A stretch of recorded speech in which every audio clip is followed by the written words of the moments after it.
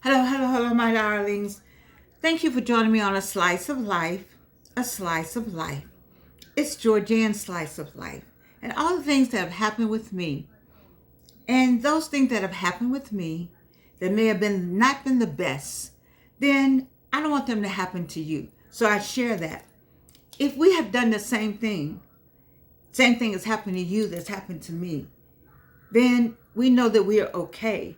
Or you may need to know that we can be okay. Or you need to know that I'm okay, which means you're okay. You see, so I share this life with you on A Slice of Life. When I keep my glasses on a long time, I like them. You have to peel me out of these glasses. I love these glasses. But tonight, I'll take them off. Tonight series for the next 2 days is on people who become successful later in life. People who become successful later in life, i.e., me, usually have 10 unique strengths. People who become successful later in life. And I'm not say I wasn't successful in the beginning of life. I mean, it depends on how you view success. The fact that I finished Spelman College, the fact that, go high school, college, master's degree, doctorate degree, somebody would say, oh, that's successful, good.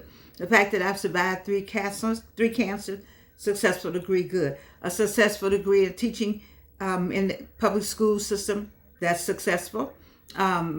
Retiring from Delta Airlines, that's successful. Being the first Black person to work in public relations in Delta Airlines, where they kicked me out, but I still was first. That was successful, but I still retired from there. I mean, it depends on what you say success is all about. Having raised a daughter who contributes well to human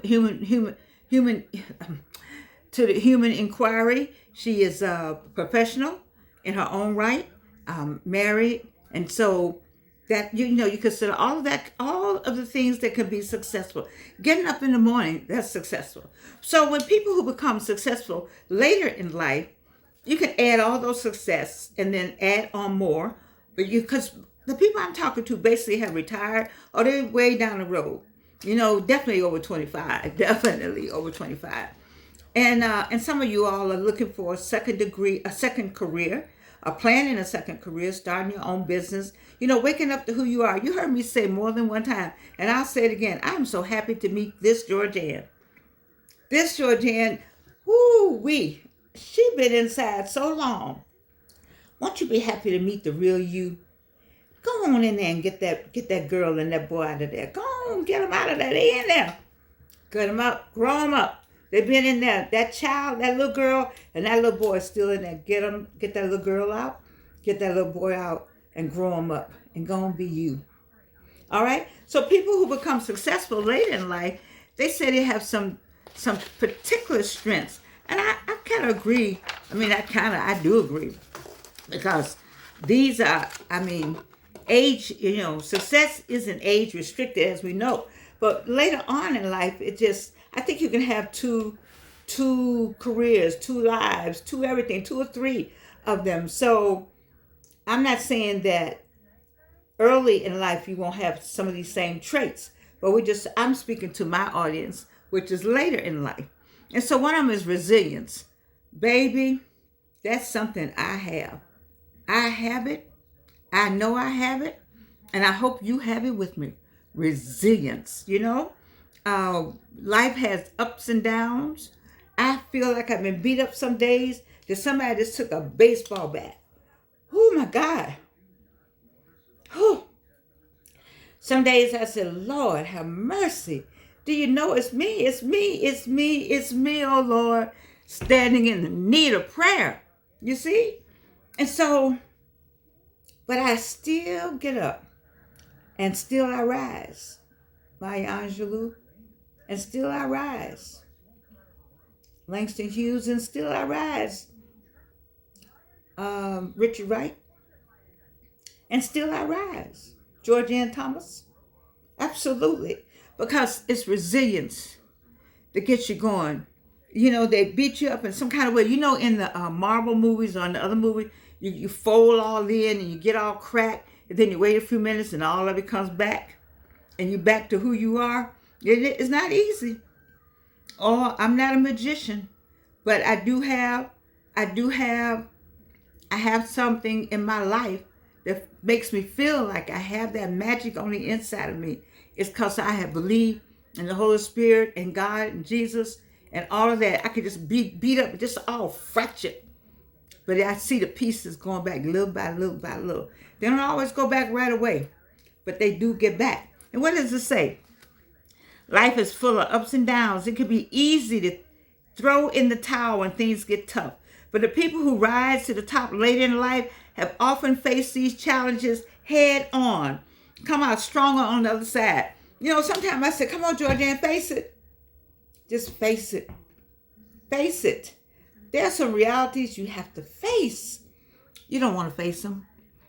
I've had to face the reality that I cannot run and skip. That's a reality. That's a reality. I'm a woman of a certain age. Running and skipping is not in my things to do. I've tried. You know, I like jumping rope, but I don't want to trip. Maybe because I've fallen twice. And here at the house, one serious, I still have an injury from it on the concrete stoop. And so that just deters me. I'm not trying to run and jump. You see? So when you think about facing stuff head on, I have to face head on. I have to face head on that I'm not as young as I was. I have to head on that I don't have that face that I didn't know I had until after I didn't have it. I don't have this. I have to face head on that what goes on with my body right now. You know, in terms of the just living. You got to face that head on. I have to face head on when things don't go right financially. Then I have to stop, get a grip and say, wait a minute. Okay, let me sit down and see, what am I doing? You see, because this, how many times I tell you all the time, this controls your whole life, your being, everything about you. So that resilience, when you have that resilience, this tells the body, this tells the mind tells the body, you have to keep going. I don't care what's going on. There's sometimes I can't pick up something. And I'll go, Cornell told me to just select me an age. I don't say 16, I say 36. I say I'm 36. I promise you my body would say, oh, we're 36 today? Okay, let me help her get that up. I've moved things around here and I felt it. He didn't tell me the rest of it, you know. But I'm telling you about resilience. And just, okay, I'm taking too long on this. I took 8 minutes on resilience, and I have 3 more to go. Patience. God knows I got some patience with some people. It didn't say that, though. It said, be patient. You know, young people, we'd say that to them because they want success right now. Well, as you get older, you do too. You do too. You do too. I'm disappointed. I'm disappointed in some stuff. I'm disappointed that I wrote these cards in 1985. It took me to last month in one of my videos, I talked about I had gone down to Kyle, who was with Staples on Camp Creek, a marketplace, helped me get my cards fashioned where I can see them, where I can get the hard copies so I can see them. And so now I want the money, and it's coming. I told the money is coming for me to get the cards in boxes. That's my next thing to do. I can find me a printer, but I wouldn't want them boxed very nicely. And let me see how that looks. I have them online. I got to get, there's somebody out there to help me with the marketing for getting those cards marketed. I believe I can get them done. I have some free cards called Orange Grace. I give free cards. If somebody's incarcerated, I have free greeting cards for anybody incarcerated. If you're incarcerated, you got somebody incarcerated, then I have free greeting cards. Go to orangegrace.com. Orange, because they wear orange, right? But grace, because God gives us grace. And so it's called Orange Grace greeting cards. So it's called orangegrace.com. All right. So patience. I'm just giving you examples of what I have to do for patience. It says our group learn to be patient with themselves and others. Learn to be patient with yourself and others. I've had to learn to be patient with a lot of people. Because I don't feel like it. And I don't feel, I'm like, I've been that. Do you know how old I am? That doesn't come off the, do you know how old I am? Educated I am, and well traveled that I am. That God has done that for me. And so having all of that, he's given me some kind of experience on some stuff. And people talk to you like you stupid. What's your date of birth? 1942. Oh. Then they start talking to you like, well, baby, let me explain something to you. Well, damn it, I said my birth date was 1942. I didn't say I don't want to say my IQ, but I didn't say I had a 42 IQ. You don't have to stay. I don't like that. So I've had some patience with people. And then I'll say gently, where I taught school, did I teach you? What school did you go to? And they go, oh, you're a school teacher. Oh, Lord. It's this patience that allows you to keep going when things are moving slower than you like. We know that success is a journey, not a race. Let me say that. Success is a journey, not a race. Let me say it again, Reno, for the people in the back. Success is a journey. It's not a race. I had to tell myself, stop racing. I was racing with myself. And those cards been done. I wrote those cards in 1985. What we on? 2024. I had to put them aside. But I threw them aside though. And then my students, Sean Walker and L. Cornell Pearson, say, you need to get them cards out. You need to keep going, Dr. Thomas. Or they call me Madame, because I was teaching them French at the time. Anyway, I like this Michael Kors. I don't buy anything unless it's on sale. Got this for, did nobody want it?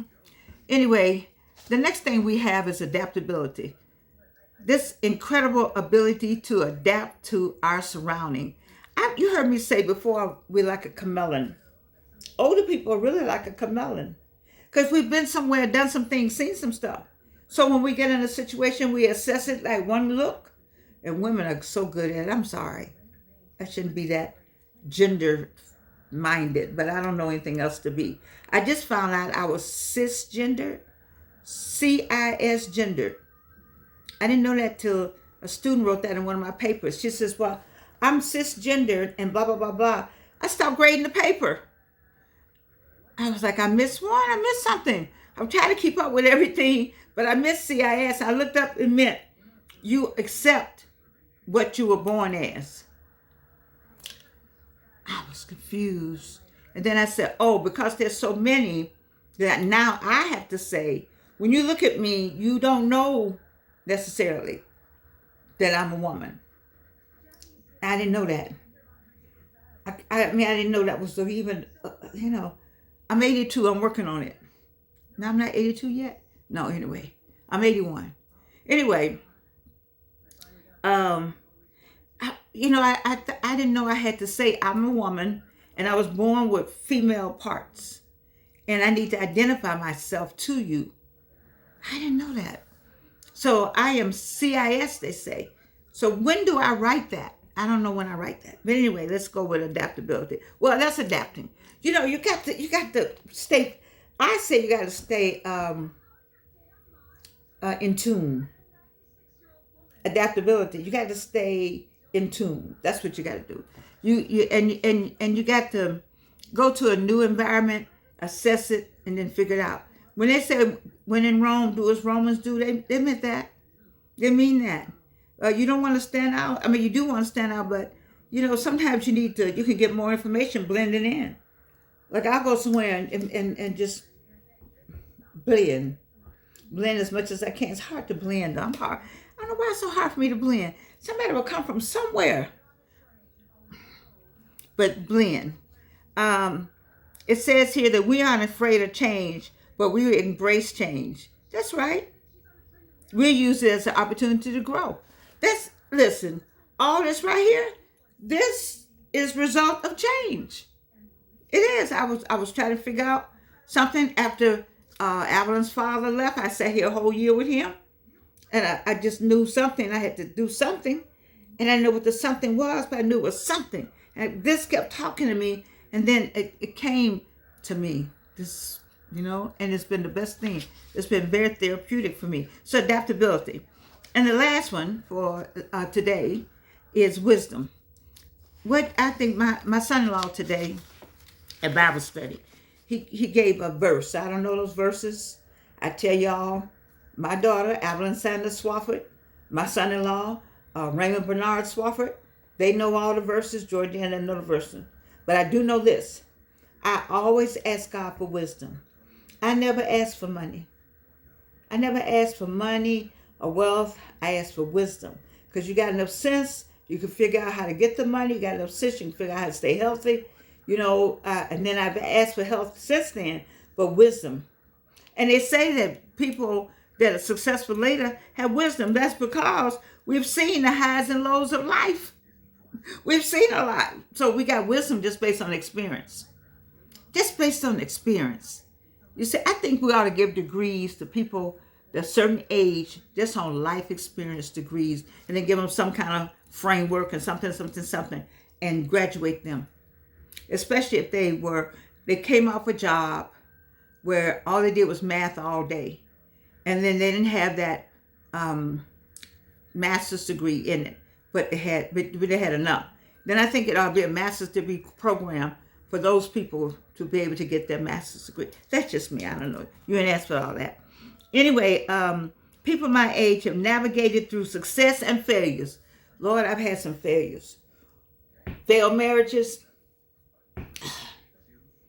And why do you still want somebody? I guess by the time you get to this age, you figured out what you really like. And then by the time you figure out what you really like, ain't nobody out there your age that can give it to you. It's all right. It's all right. I'm good. I digress. So we've learned a lot of valuable lessons along the way. So we got wisdom going on for us. We definitely have the chameleon. We got adaptability going on. We got that. Patience. Lord knows we got patience. Lord knows I got patience now. And the one I like the most is resilience. I'm telling you, when you are successful late in life, or when you're successful early in life, you need all of those things I talked about. Every one of them. They help you get to A to B to C to D. I enjoy sharing information with you, and especially things that happen to me that I don't want to happen to you. I'm going to tell you this last story. I talked with a young woman today at Spelman College. It's my reunion year, 60 years out of Spelman. More years out of Spelman than many of you are been on the earth. But nevertheless, I'm grateful. And one of the things we talked about, I was talking about my 3 times cancer. I'm going to stop talking about my 3 times cancer. I only heard of one person having 4. I'm stopping as of this. I still might say it, but I'm going to say it and bow my head. This young lady's father had cancer 1, 2, 3, 4, 5, 6, 7 times. 2 prostate cancers and 5 throat cancers. And he's still singing. That's what I'm talking about. That's what I'm talking about. That's what I'm talking about. People who become successful later in life have unique strengths. And I bet you he got all these strengths. And the fact that he's still singing, and my little songs are out there. Let me take this off a minute. Just tell you about my songs. My songs are on 27 platforms are there for someone else to sing. I need Bonnie Raitt to sing Can't We Be Friends? I need the both of us to sing it. Who knows Bonnie Raitt? Anybody? I need her to go to YouTube, go to Amazon.com. Where's my manager to be? Go get Bonnie Raitt, okay? Go get Bonnie Raitt. So anyway, I've talked too long. I'm going to sign off, as they say. But I love you. I love you. I love you. And you can't do anything about it. And I got somebody on the phone. I want them to stay on while I say goodbye to you guys. Once again, tomorrow we're going to finish people who become successful later in life. They got some unique strengths. How about that? And one of them is, I love you. I love you. And you can't do anything about it.